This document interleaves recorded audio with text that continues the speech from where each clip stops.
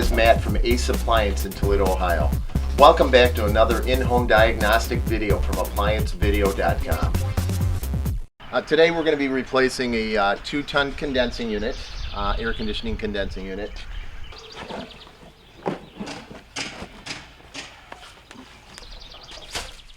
Okay, now we're bringing in the new condensing unit, setting it in place so we can align it with the new refrigerant lines.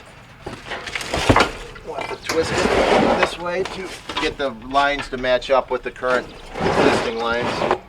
Here's the new 13-SEER condensing unit, which is much larger. A big misconception from people, they think that the unit actually cools the inside of the house, when in reality it removes the heat from the inside of the house. The unit actually goes through a condensing process, removes the heat from the inside of the house, and this condenser fan motor up top discharges the air in an upward motion to discharge the heat from inside the house. Now currently we're going to take and put the level on the pad, and we're going to put the level on the pad and we're going to level up the unit because we can see the unit's on level. We're going to take and get some dirt and try to make the unit as level as possible. Even though it's only for cosmetic reasons, the unit, even if it was not leveled properly, is not going to have any effect on the way it functions or the efficiency of the unit at all. It just basically for cosmetic reasons we want it leveled up. So we're going to swedge the 3/4 line so it fits on the 5/8 line. Right now currently it doesn't fit. Versus buying a fitting, you can buy a fitting, a reducing coupling that would go from 3/4 to 5/8, or you can actually take a swedging tool and you can swedge it out and save the $4 to $5 for the fitting.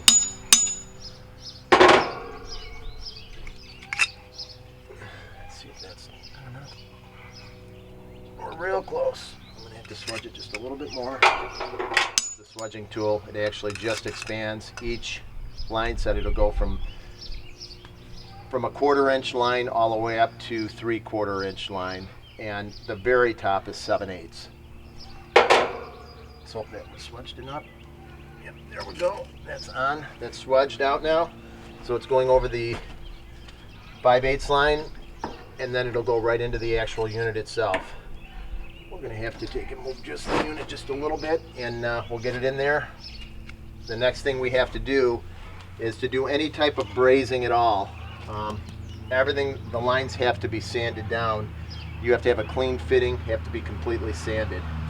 So what we're going to do next, we're going to sand down the 3/8 line and the 5/8 line to make sure we have a clean fitting to do the brazing on. Now that we have the piece set for our 3/4 to 5/8 going down here, we're going to take and size up our 3/8 line. So I've got a coupling that I'm putting on the 3/8 line right here. We're going to put it on here, which will couple over the actual 3/8 line to the unit. We're going to take it up to a comfortable point to cut. That way we'll put another coupling on right here, and we'll be able to couple the two together. So there'll be 2 braze joints for the 3/8, one right here and one right here. Then there'll be one going into the unit for the 3/4 inch line and one for the 5/8 reducing line.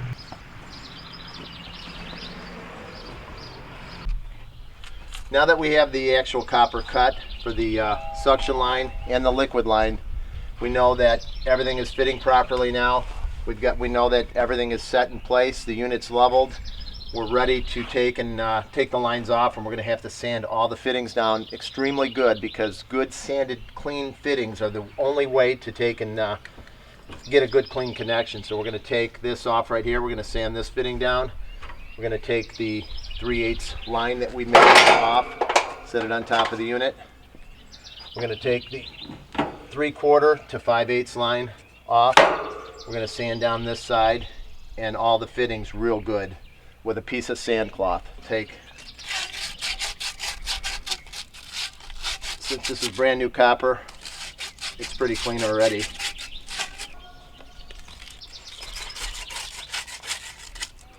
Gonna sand each side. Even though it's new copper, I sand it down anyway. Sand each side down. As you can see, that's good and clean. We will take the coupling off that I have on the liquid line for the condenser. We'll sand that down. even though it comes clean from the factory, we want to make sure everything is clean. But the two most important fittings are the 3/8 connection and the 5/8 connection. As you can see, they're corroded pretty bad. Standard sand cloth, emery cloth. You want to make sure those are good and clean, about an inch back, because sometimes you have to even go back further if you have to insert a line on. Sometimes you can go up back as far as 1.5 to 2 inches. So this line I'm going to sand down a little bit further, because when I put the new line on, it actually may go back up to this point when I put the new line on. It's always advisable too, before you braze, that you put some type of plate. If there's leaves or anything underneath here before you braze, which we will, a backup plate, because you can catch leaves on fire and different things on fire if it's not, you don't have some type of protective plate underneath it. Now that we have both the liquid line and the suction line pieced together, ready to braze, what we're going to do next is we need to take the Schrader caps out before we braze the unit together, and we also have to spray some thermal trap on the king valves to make sure they do not overheat. This actually will protect the fittings and prevent heat from getting to the valves, from damaging the valves. It absolutely will stop any heat transmission once you spray it on the valves itself. Now what we're going to do is we're going to take the caps off the liquid and the suction line. We're going to set them on top of the unit itself. And we're going to take both of the Schrader valves out. There's 2 Schrader valves, 1 in each valve. They unscrew counterclockwise. And these Schrader valves have a seal, a rubber seal on them. Just like a bicycle tire, they depress, it'll let refrigerant out. But if that seal overheats, it'll burn. And when we go to put the Schrader caps back in, if we don't take them out, those rubber seals will burn and they won't seal properly, and we'll have issues. The suction line,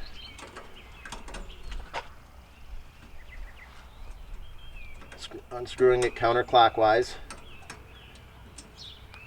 Got them both right here. I'm going to put them right in my front pocket so I don't lose them. And now we're going to actually spray thermal trap on the valves. So now I'm going to spray from the back side of the valve so it doesn't spray up into the valve itself. Thermal trap all over the fitting. As you can see, it's like a gel.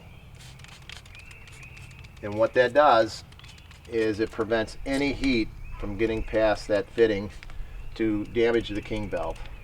We don't want to damage this king valve, so we spray that on there. And we are ready to braze. We got a clean fitting here, here, here, and here. So we've got actually 4 brazes, 2 on the suction line. We've got 2 on the liquid line. Different people use different torches. Some people use MAP gas to do something like this, where they can still use a soft solder, but we prefer to use oxygen acetylene. It gets between 800 to 1200 degrees, and with an 80-20 brazing stick, 20% silver brazing stick that we're going to use, the actual brazing joints that we do will be stronger than the actual copper itself. So we're going to take and open up the gauge ports to the oxygen and the acetylene. This is your acetylene, this is your oxygen. I'm going to turn counterclockwise and open up the oxygen valve. Then I'm going to take a service valve wrench and I'm going to put it on the acetylene side, on the back side, and we're going to take and open up the valve by pulling it toward me, which is counterclockwise. Now we're going to open up the torches. We're going to open up the acetylene first until I hear a small amount coming out. Then we're going to open up the oxygen. We want a light flame so we don't burn through it, but heavy enough to where it can blow around. Now we're going to start brazing the suction line. And as you can see, we put the backing plate from the old condensing unit down because there was a lot of leaves. And the leaves were starting to catch on fire, so we grabbed the backing plate so we don't catch the leaves on fire. It's not anything major, but it is a help when you don't have little small leaf fires coming. So we're heating the unit, heating the fitting back and forth, and you want to draw it in. Not too much flame on it, just back off a little bit. We don't need any flux on this particular fitting because this unit, this brazing rod has flux built into it.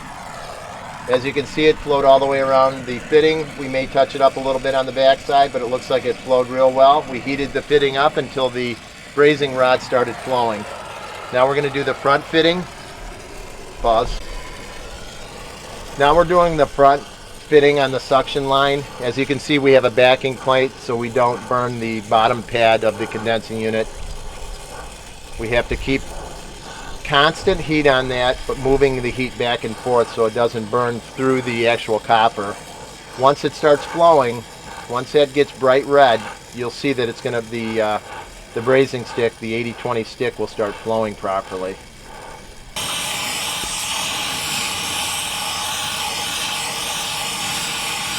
Now that we've got the two joints brazed on the suction line, we always do a visual inspection with a mirror to make sure that the bottom part of the joint is actually brazed properly. Inspect all the way around the joint on both sides. Visual inspection is the fastest way to do it. If you see that you have maybe a possible small gap, you can re-braze before you actually add refrigerant to the system and find out that you have a leak.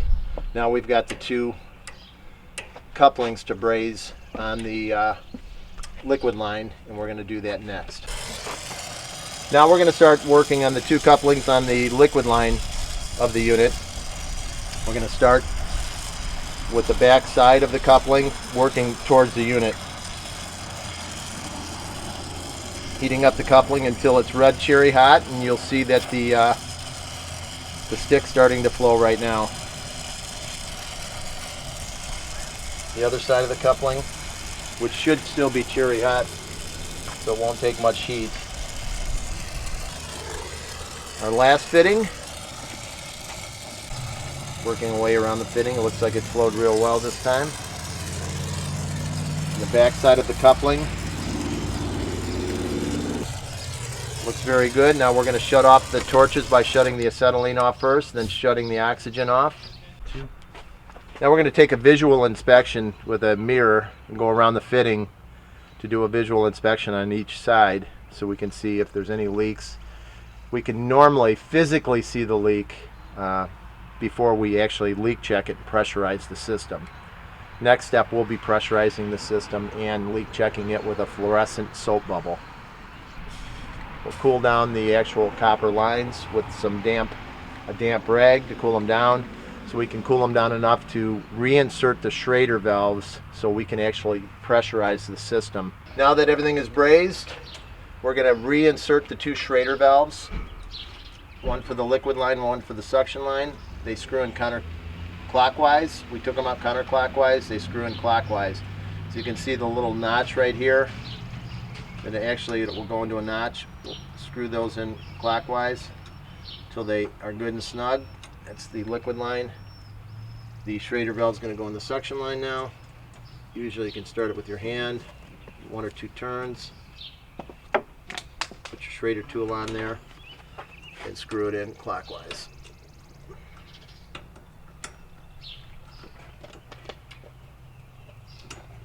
They're both in. You can see you can depress them with your finger a little bit, just like a bicycle tire. Now what we're going to do is put our suction and liquid line gauges on. We're going to pressurize the lines all the way up to the evaporator in back. These king valves are shut. There's 2 valves right here which are still completely shut. So there's no refrigerant that can get past there at all. So we're going to wipe these down real good. We're going to put our gauges on and we're going to pressurize it to see if these fittings are secure and there's no leaks in the fittings before we actually open up the king valves and let the refrigerant, the pre-charged refrigerant that's in the system out. Some of the units come pre-charged with refrigerant in them. This one did. The newer ones are filled with nitrogen and they're uncharged, so you have to release the nitrogen out of the system on the newer units, and then you have to recharge the unit with R22. Okay, now what we're going to do is we're going to take our gauges, we're going to take our suction line, which is the blue side, we're going to attach it to the suction side of the system, screw it on, and we're going to take the high side and screw it onto the liquid line, the small line. The yellow line now is attached to the refrigerant tank, an R22 refrigerant tank. So now we're going to go ahead and turn on the tank. Now that the refrigerant tank is open, we're going to take and bleed the air that's from the tank and that yellow hose all the way up here. So we're bleeding the air out. Takes about 5 seconds. That gets the air out of that yellow hose that was in the hose itself. Now we're going to actually open up the low side and let gas into the unit. So we're going to open it up, let gas into the unit. It's going to go in through the suction side. It's going to go through the evaporator and pressurize the system. And these two king valves are completely shut. So it'll go in through the suction line to the right, go into the evaporator, pressurize all the way, and stop right here at the king valve. We're checking for leaks. That's all we're doing right now. We're checking for the fittings. And as we can see, we're adding gas in. We're at 100 pounds going in. The high side should equalize to the low side. So we want to pressurize and leak check any system between 50 to 70 pounds is a good way to check, leak check, 50 to 70 pounds. So we now know that we are at about 76 pounds suction, and we're at about 76 pounds on the high side. So we know that the unit is completely equalized, that we have 76 pounds going through these lines. So now what we're going to do is grab fluorescent soap bubbles in our inspection mirror. We're going to leak check these lines. Now that we know that the system is equalized and we have 75 pounds of pressure on each side, we're going to take and with fluorescent soap bubbles and our inspection mirror, we're going to check all of the fittings that we just brazed.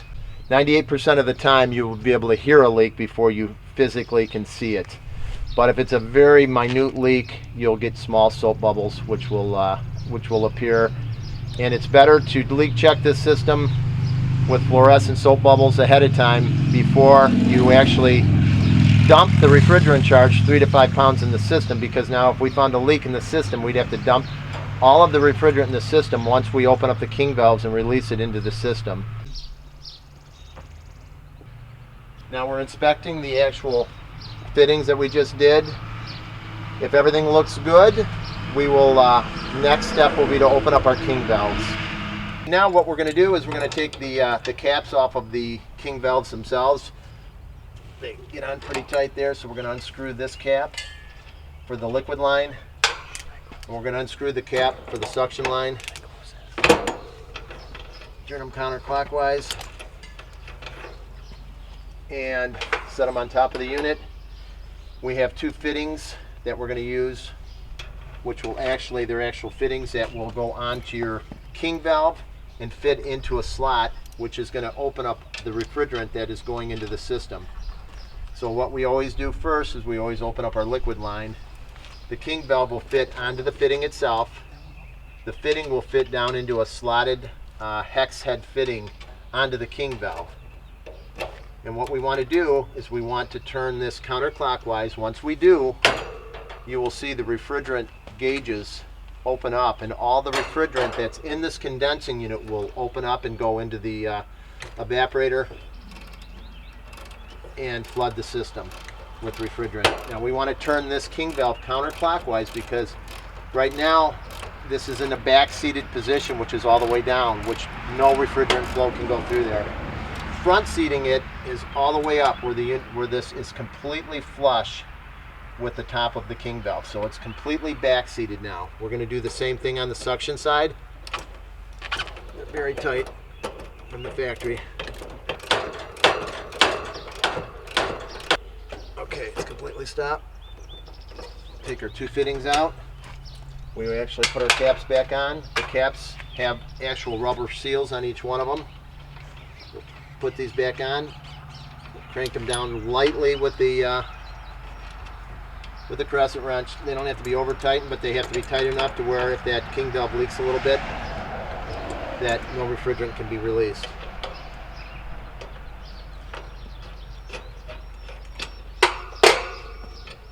Okay, now that our king valves are completely back seated, we have Schraders on each side now. So now we have 120 pounds pressure on the low side, 120 pounds pressure on the high side.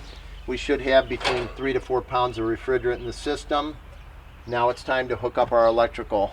Now we're going to take the 2 screws off the electrical panel, and we're going to hook up our high voltage and our low voltage. We've got the 2 screws off, we've got our panel. Set our panel off to the side, we'll set our screws up top. We've got our run capacitor, our contactor, our start capacitor, and a potential relay here. The low voltage is right here. You've got your 2 wires for your, your high voltage is right here, and your low voltage is right here. Your 2 wires for your 24 volts, your high voltage is right here. So what we're going to do is we're going to take our 240 volt disconnect, and we're actually going to put it right back on the same place that it was before on the old unit. We're going to rewire our 240 volts. Now we're going to take and put our new electrical on. As you can see, we unscrewed the old screw cap for the 240 volts that we had on there before. I had it screwed on, so I unscrewed that. I took that off. We're going to slide the new wires up through the 240 volt wire cap. We're going to put the new cap on. The whip, this is called the whip. We're going to tighten this down, and we're going to tap it with a screwdriver just to make sure it's nice and tight. Okay, now we have our electrical wire on. We're going to tap this whip connection so it's good and snug, it's good and tight. So now we just have our 220 volt connection. We have our hot legs, and here's our 2 hot wires coming in, and this is our ground wire. This old whip did not have a ground wire on it, so we are going to connect this ground wire to the unit itself.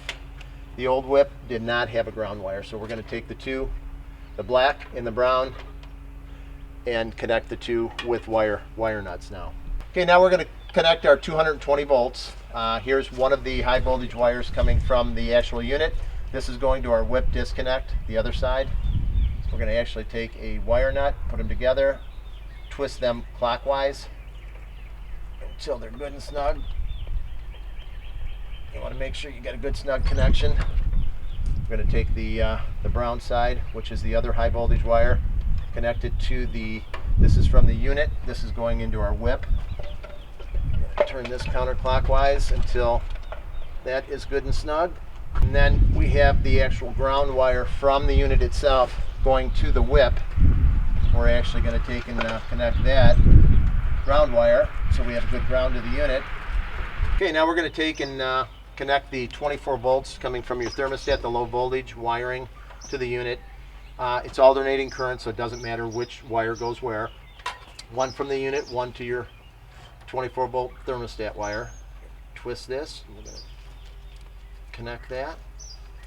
We're going to take the other side, put it on, twist it clockwise to connect it. Make sure they're good and snug. And then what we do is we put them up inside the unit here so they actually are up and protected from the weather with the other wiring. We have everything together up top there. Now we can take and put our cover on. We have our wiring done now, and we put our cover on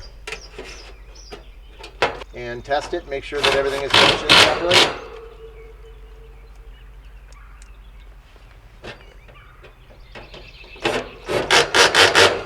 Okay, got our cover on snug.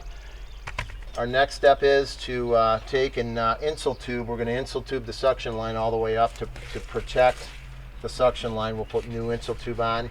We'll connect our low voltage wiring to the actual suction line itself. We'll tape it real good with electrical tape to make sure it's an insulation factor and it prevents animals from wanting to chew through the low voltage line.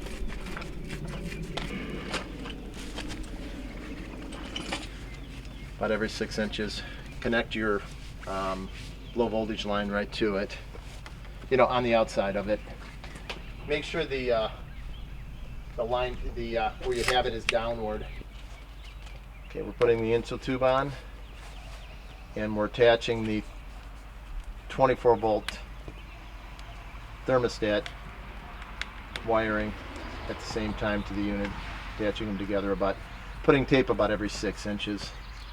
Now we're going to take and plug in the 240 volt disconnect. Make sure it's good and snug. We'll close the box and lift up on it to reconnect power. Now we're going in to turn on the thermostat for the unit. If this is a digital thermostat on air conditioning, a lot of times they can have up to a 5-minute time delay to prevent the unit from short cycling if somebody shuts it off and turns it back on frequently.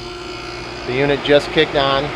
The unit is now operating. We just turned the unit on. Like we said before, the unit is pre-charged for between a 10 to 13 foot line set. This is a little bit longer than that. And with a longer line set, we may have to add some refrigerant. So right now, on a day like today, it's 70 degrees out right now. We should be running around 60 to 62 pound suction pressure on a day like today. And we're running, looks like it's almost to 50 pounds right now. We're running about 170 pound head pressure. On a day like today, with this unit operating properly, should be close to 60 pound suction and close to 180 to 200 pounds head pressure. So what I'm going to do is I'm going to open up the low side and I'm going to turn the tank on and add gas to the unit. So the tank's getting turned on now. We're going to actually add gas, and as you add gas, you can see the suction pressure almost peg. We're adding gas into the unit right now because it is a little low. So this takes a little bit of time to charge, but when the unit is operating properly, it will actually be running about 60 pound suction on a 70 degree day. We're still adding gas to the unit. It started off at about 45 pound suction. We're adding gas to the low side, and let's see where we end up now. We're close to almost about 57, 58 pound suction now. We want to get that up to about 60 to make the unit run efficiently, and we'll take the gauges off at that point in time. Okay, so now we've got the unit running outside. It's operating at about 62 pound suction pressure. It's about a 75 to 77 degree day out right now.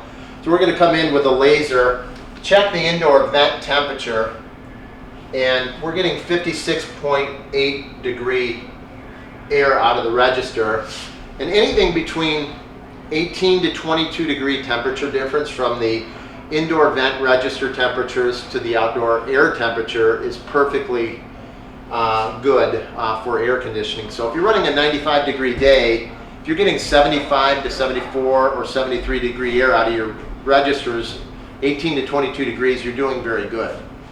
So everything seems to be operating properly. We're going to remove the gauges, and we will be done with this unit installation. Thank you for watching another quality video from ApplianceVideo.com.